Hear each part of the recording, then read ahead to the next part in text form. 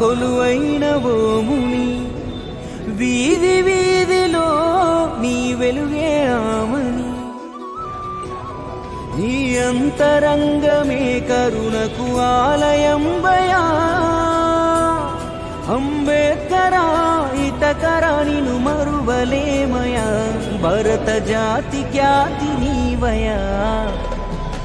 బోధి నీడలో కొలువైన ఓ ముని, వీధి వీధిలో నీ వెలుగే ఆమని.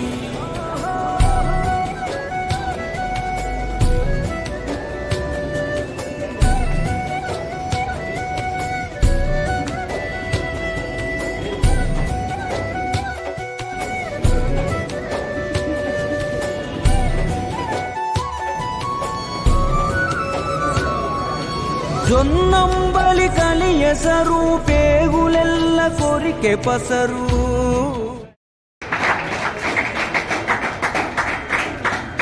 మన రాజ్యాంగ నిర్మాత డాక్టర్ బిఆర్ అంబేద్కర్ గారి జయంతిని పురస్కరించుకొని మీ అందరికీ శుభాభివందనలు తెలియజేసుకుంటున్నాను.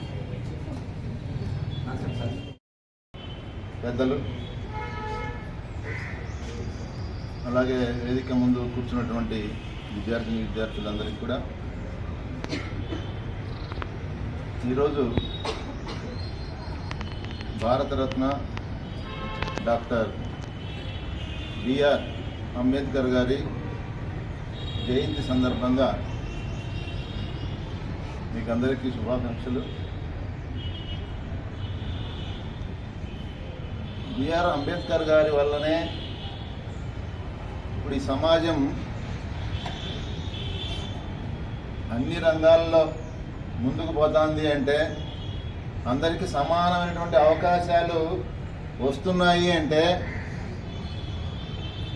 ఇక్కడ లింగ వివక్ష కానీ, కుల వివక్ష కానీ, మత వివక్ష కానీ ఇవన్నీ కూడా మన సమాజం నుంచి పూర్తిగా అదృశ్యమైనాయి అంటే అది అంబేద్కర్ గారి చలవే.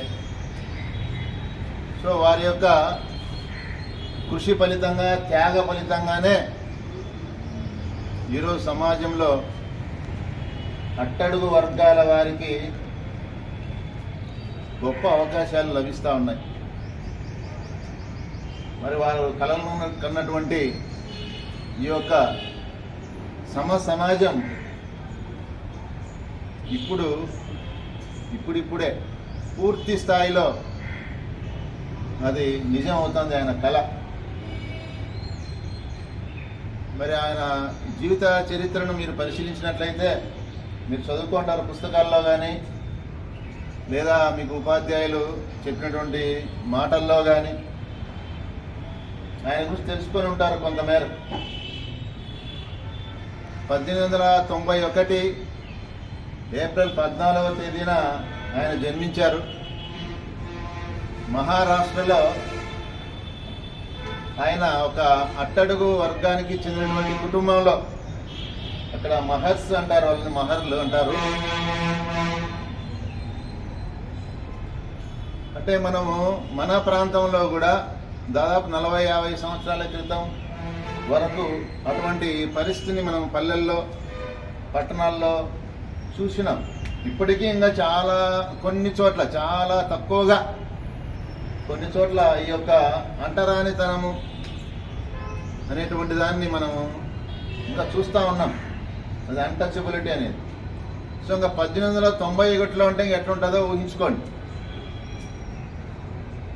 కానీ అది 100, 109, 134, 134 సంవత్సరాల క్రితం మరి ఆయన జన్మించినటువంటి ఆ యొక్క కాలంలో ఈ యొక్క అన్టచబిలిటీ ఏ స్థాయిలో ఉంటుందో మనం ఊహించుకోవచ్చు. ఇటీవలి కాలం వరకు కూడా కొన్ని ప్రాంతాల్లో చూస్తున్నాం. ఇప్పటికీ కొన్ని ప్రాంతాల్లో ఈ యొక్క అస్పృశ్యత, అన్టచబిలిటీ, అంటరానితనము అనేటువంటిది అక్కడక్కడ చాలా తక్కువ చోట్లే కనపడుతుంది. మరి ఆ రోజుల్లో చాలా ఎక్కువగా ఉండేది. అంబేద్కర్ గారు పాఠశాలకు వెళ్ళినప్పుడు వాళ్ళు నీళ్ళు ఇచ్చే వాళ్ళు కూడా కాదు, నీళ్ళు తాగకూడదు, అందరితో పాటుగా నీళ్ళు తాగకూడదు. వారికి ప్రత్యేకంగా ప్యూన్స్ వచ్చి ఇచ్చేవాళ్ళు అన్నమాట. ప్రత్యేకంగా వాళ్ళు ప్యూన్ రాలేదనుకోండి నీళ్ళు ఉండవు. ఒకసారి అంబేద్కర్ గారు తన జీవిత చరిత్రలో రాశారు, ప్యూను రాడు అంటే నీళ్లు లేవు అని అర్థం. ఆ రోజు నీళ్లు తాగడానికే ఉండదు. అటువంటి నేపథ్యంలో ఆయన చదువుకుని చదువు మాత్రమే దీనంతటిని రూపుమాపుతుంది, చదువు ఒక్కటే, చదువుకే ఆ శక్తి ఉంది అని చెప్పేసి ఆయన చదువు మీద ఫోకస్ చేసి లైబ్రరీలో ఉండే పుస్తకాలన్నిటినీ చదువుకొని మరి అత్యున్నతమైనటువంటి చదువులు చదివి న్యాయశాస్త్రం లా చదివాడు ఆయన. సో అమెరికాలో చదివాడు, లండన్లో చదివాడు. అక్కడ ఒక లైబ్రరీలో ఉండేటువంటి పుస్తకాలు ఎన్ని ఉన్నాయో అన్ని పుస్తకాలు చదివినటువంటి ఏకైక వ్యక్తి అంబేద్కర్ అని చెప్పేసి ఆ దేశం ప్రతినిధి ఒకసారి చెప్తారు. అంటే లైబ్రరీలో ఎన్ని పుస్తకాలు ఉంటే అన్ని పుస్తకాలు చదివాడు. ఎంత మేధస్సు ఆయనలో ఉంటుందో ఒకసారి మనం ఊహించుకోవచ్చు, ఎన్ని తెలివితేటలో. కాబట్టి ఆ చదువు ద్వారా ఆయన అంచెలంచెలుగా ఎదిగి మన దేశానికి రాజ్యాంగము రాసేటువంటి స్థాయికి ఆయన ఎదిగాడు. దేశానికి రాజ్యాంగం అంటే ఏంది? ఏమి అంటే ఇంగ్లీష్లో ఏంది అని అడిగినానా? ఏమి rule book of the country. Okay, కొంతవరకు కరెక్ట్. ఇంకా ఏమి రాజ్యాంగం అంటే పాఠశాల కూడా ఒక రాజ్యాంగం ఉంటుంది. అదే రా చెప్పింది, కాన్స్టిట్యూషన్ అంటే రాజ్యాంగం, రాజ్యాంగం అంటే కాన్స్టిట్యూషన్. ఇది జబర్దస్త్ జోకులు కాదు వాయ్. కాబట్టి ఆకాంక్షలని,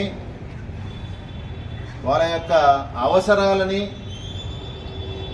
తీర్చే విధంగా పాలన, ప్రభుత్వ పరంగా పాలన ఎట్లుండాలా, ప్రజలు ఎట్లా నడుచుకోవాలా, వాళ్ళ హక్కులు ఏమున్నాయి, వాళ్ళ బాధ్యతలు ఏమున్నాయి, వీటన్నిటినీ సమగ్రంగా వివరించి చెప్పేదే రాజ్యాంగం. మనం ఇక్కడ సమావేశం కావడానికి మన మహనీయుడు డాక్టర్ బిఆర్ అంబేద్కర్ గారి జయంతిని పురస్కరించుకొని ఆ మహనీయునికి నివాళులు అర్పిస్తూ ఈ కార్యక్రమానికి నన్ను ఆహ్వానించినటువంటి స్నేహిత అమృతాస్తం ఆర్గనైజేషన్ రాజు గారికి, తర్వాత మిగతా సార్ వాళ్ళకి అందరికీ కూడా ధన్యవాదాలు తెలియజేసుకుంటున్నాను. సార్ వాళ్ళందరూ చాలా బాగా చెప్పారు. నేను ఒక 4 మాటలు మాత్రం చెప్తాను. మనం ఏదైనా కష్టపడి చేయకూడదు, ఏదైనా కానీ మనం చేయాలంటే ఇష్టపడి చేయాలి. అలాగే మన చదువు కూడా ఇప్పుడు 10th క్లాస్ కంప్లీట్ అయ్యింది. ఇక్కడ నుంచి ఈ 5 ఇయర్స్ కరెక్ట్గా, ఈ 5 ఇయర్స్ మీరు జాగ్రత్తగా మీకు నచ్చిన రంగాన్ని ఎంచుకొని దాని మీదనే దృష్టి పెట్టి మీరు బాగా ఇష్టపడి చదివితే మీరు అనుకున్నది సాధిస్తారు. అంతేనా? కష్టపడి చదవాలా, కానీ అదే ఏదైతే మనము ఎంచుకుంటామో ఆ రంగాన్ని మనము ఇష్టపడి చేసుకోవాలా ఏదైనా కానీ.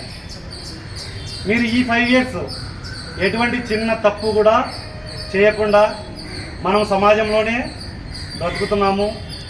మన ఇంట్లో వాళ్ళు మనల్ని ఎంత జాగ్రత్తగా, అమ్మాయిలు అయితేనేమి అబ్బాయిలు అయితేనేమి, ఇప్పుడు చూస్తూ ఉన్నాం, సెల్ ఫోన్ వచ్చింది. సెల్ మనకు ఎంతగా ఉపయోగపడుతుందో అంతగా మనల్ని పక్కదారి పెట్టించేస్తుంది. కరెక్టా కదా? దానివల్ల రకరకాల ఆలోచనలు, రకరకాల తప్పులు చేస్తున్నారు. అటువంటి ఏవి కూడా తప్పులు చేయకుండా జాగ్రత్తగా ఈ 5 ఇయర్స్ మీరు ఏదైతే ఇప్పుడు పాలిసెట్, తర్వాత ఏపీఆర్ చేసి దీనికి సంబంధించి కోచింగ్ తీసుకుంటున్నారు.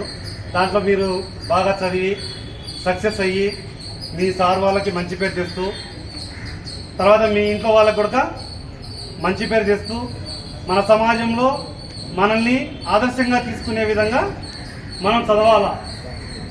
అంతేనా కదా?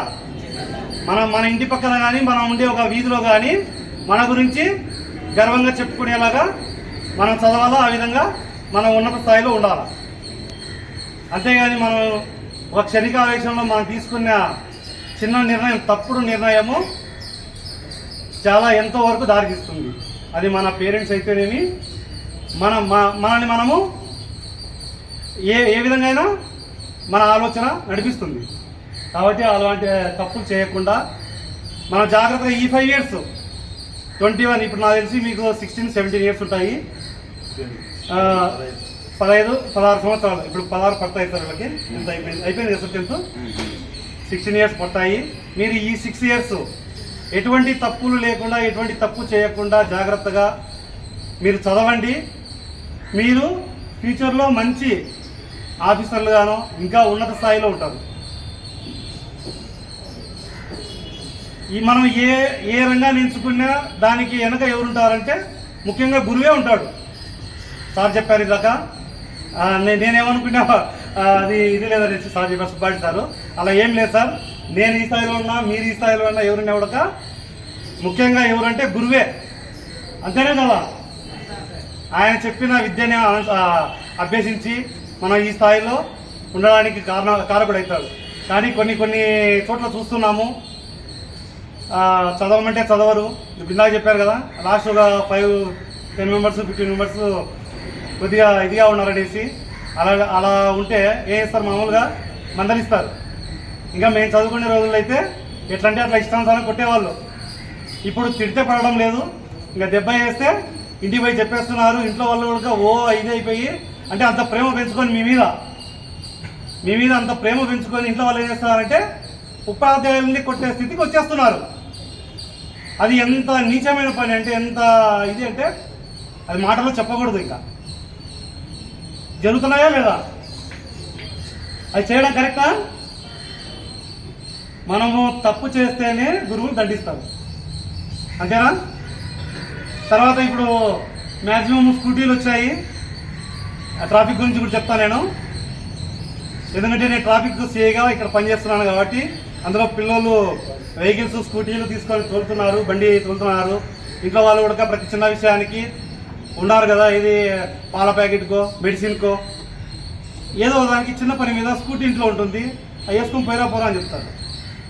వాడు ఏం చేస్తాడు, పోయి తీసుకొని వచ్చేస్తాడు, వెళ్ళాడు. వాడి ఫ్రెండ్ ఎవరో కనపడితే ఎక్కించుకుంటాడు, ఇంకోటి కనపడితే ఎక్కించుకుంటాడు. 3-4 కూడా ఎక్కి తోలుతున్నారు. అమ్మాయిలు కూడా తోలుతున్నారు, అబ్బాయిలనే కాదు అమ్మాయిలు కూడా తోలుతున్నారు. స్కూటీ ఎంతమంది తోలుతారు మీలో? మ్యాక్సిమం అందరూ తోలుతున్నారు తెలిసి. కానీ మనకు లైసెన్స్ తీసుకునే అర్హత మనకు లేదు ఇంకా. ఎందుకంటే మనం ఇంకా 16 సంవత్సరాల్లోనే ఉన్నాం. లైసెన్స్ మనం అప్లై చేసి తీసుకోవాలంటే ఎంత వయసు? 18 years కంప్లీట్ కావాలా. మనం ఓటైనా అప్లై చేసుకుంటామేమో కానీ లైసెన్స్ మాత్రం అప్లై చేసుకోం. మన ఈ మధ్య లాస్ట్ మంత్ సార్ నేను ఫుడ్ అండ్ సైన్స్ టెక్నాలజీ కాలేజీకి వెళ్ళాను. అక్కడంతా మేజర్లే, అందరూ 20 years 21 years ఉన్నారు. ఫస్ట్ నేను ఓటు ఎంతమందికి ఉన్నా అడిగాను సార్. ఫస్ట్ ఓటు ఎంతమందికి ఉన్నా అంటే ఒక 10 మంది తప్ప మొత్తం అందరూ దాంట్లో ఉండే స్టూడెంట్స్ అంతా చేయి రైజ్ చేశారు. లైసెన్స్ ఎంతమందికి ఉందంటే ఒక 10 మంది చేయలేపారు అంతే. ఓటు హక్కు కూడా ఉండాలా, మనం ఓటు కూడా వేయాలా. అట్ ది సేమ్ టైం మనం వెహికల్ నడిపేటప్పుడు మనకు ముఖ్యంగా ఉండవలసింది ఏంటంటే లైసెన్స్ ఉండాలా. కాబట్టి మీరెవరు కూడా బండి తీసుకొని మీ ఇంట్లో వాళ్ళు ఏ పని చెప్పినా కూడా బండి తీసుకొని మీరు బయటికి రావద్దు. ఏ చిన్న తప్పు జరిగినా కూడా, ఏ చిన్న యాక్సిడెంట్ జరిగినా కూడా మీరు మైనర్లు కాబట్టి మీ తల్లిదండ్రుల మీద కేసు అవుతుంది. ఎవరి మీద కేసు అవుతుంది? మీరు బండితోని మీరు యాక్సిడెంట్ చేస్తే ఎవరికి కేసు అవుతుంది? విద్యార్థులకు అంబేద్కర్ జయంతి శుభాకాంక్షలు మరియు శుభాశిష్యులు. సో ఇలాంటి కార్యక్రమాలు జరపడం ద్వారా విద్యార్థులు అలాంటి గొప్ప వ్యక్తుల జీవితంలో జరిగినటువంటి సంఘటనల ద్వారా స్ఫూర్తి పొంది వారి జీవితాలను మలుచుకుంటారనేటటువంటి దానిలో భాగంగానే ఇలాంటి జయంతి కార్యక్రమాలు పాఠశాల స్థాయిలోనూ వివిధ సందర్భాల్లోనూ ఏర్పాటు చేయడం జరుగుతుంది. సమాజానికి వారి యొక్క మూలాలలో ఉన్నటువంటి విషయాలను తెలియపరిచి వాటిని మీరు జోడించుకొని మీ పరిస్థితులకు అనుగుణంగా ఎలా మారచ్చు, మేము ఎలా మారడానికి అవకాశం ఉంది అనేటటువంటి తెలుసుకునేదాని కార్యక్రమమే ఇలాంటి జయంతి కార్యక్రమాలు.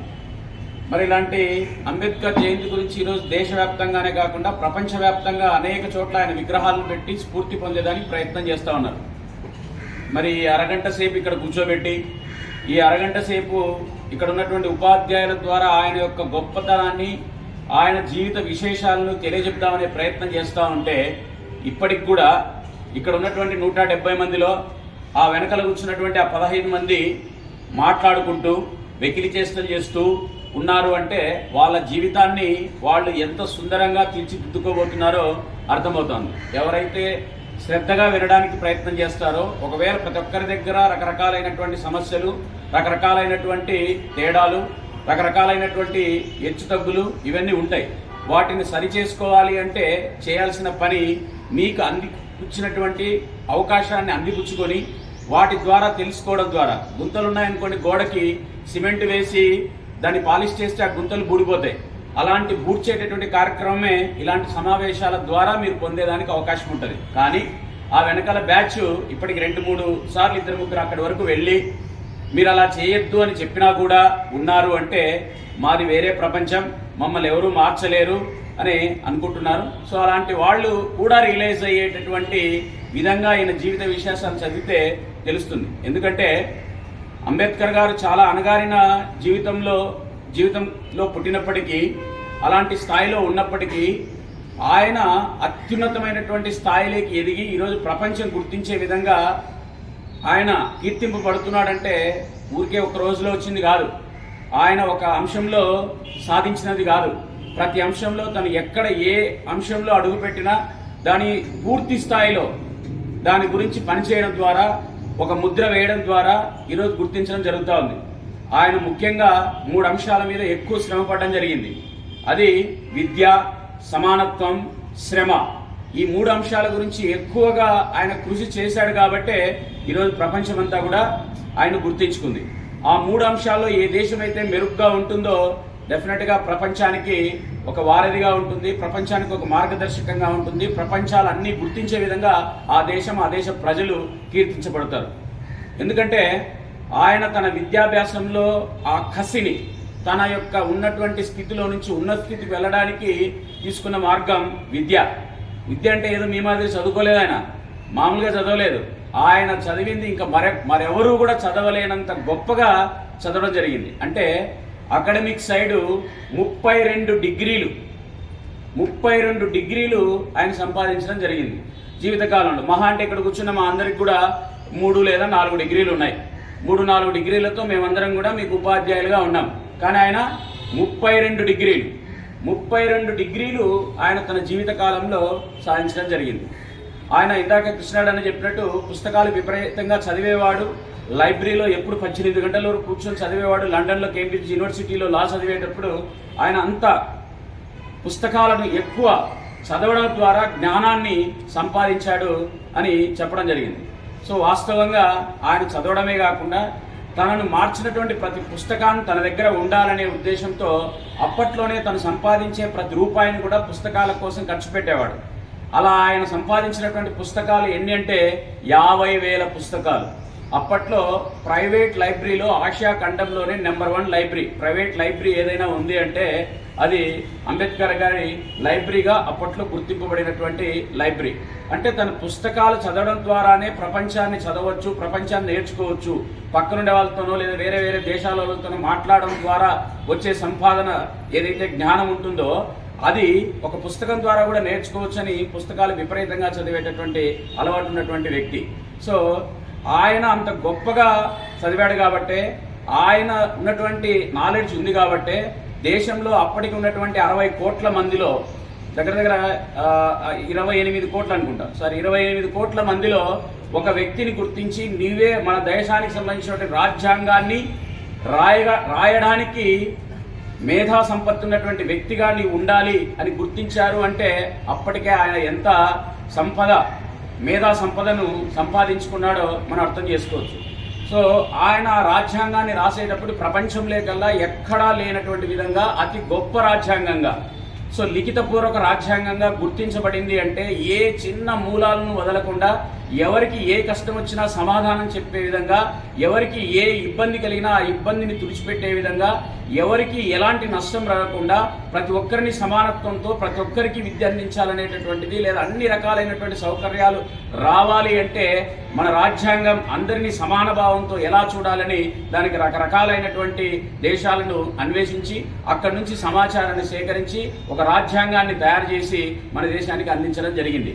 ఇప్పటికి కూడా దాన్ని ఎవరు కదపలేని, మార్చలేని విధంగా ఉంది అంటే ఆయన అప్పటికి తన ఆలోచన, తార్కిక ఆలోచనతో ఒక అంశానికి ఎలా పొందుపరచాలి, దానికి ఎలాంటి పరిష్కారాలు మనం చూపించాలి, భవిష్యత్తులో ఎలాంటి సమస్యలు రావచ్చు అని ముందే ఊహించి వాటికి కూడా పరిష్కారాలను ముందే ఊహించి ఆర్టికల్స్ రూపంలో, వాటికి షెడ్యూల్స్ రూపంలో రూపొందించాడు అంటే ఆయన ఎంత మేధావో, ఎంత కష్టపడి ఉంటాడో, ఎంత ఆలోచన చేసి ఉంటాడో, ఎంత భవిష్యత్తు గురించి ఒక లక్ష్యం ఉంటుందో మనం అర్థం చేసుకోవచ్చు.